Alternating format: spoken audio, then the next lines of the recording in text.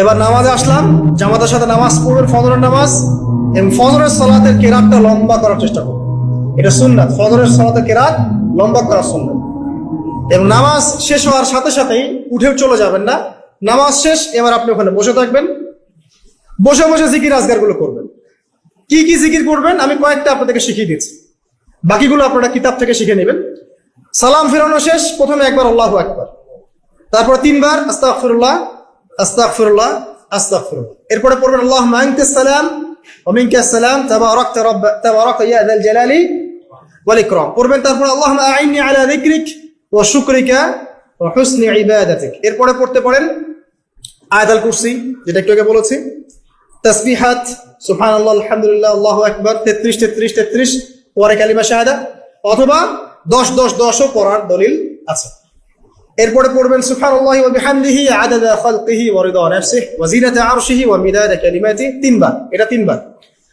তারপর 3 কুল 3 বার করে, সূরা ইখলাস 3 বার, ফালাক 3 বার, নাস 3 বার, সূরা হাশরের শেষ 3 আয়াত একবার। এরপরে পড়বেন সাইয়্যিদুল ইস্তিগফার, মানে সমস্ত ইস্তিগফারের শ্রেষ্ঠ ইস্তিগফার। এটা কোনটা কোনটা?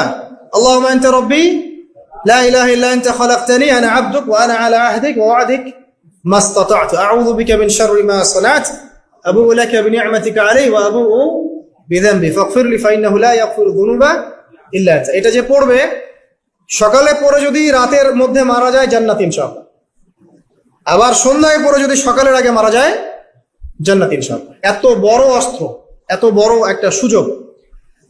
এরপরে পড়বেন আমার পছন্দের কয়েকটা, আউযু বিকালিমাতিল্লাহি তাম্মাতি মিন শাররি মা খালাক 3 বার।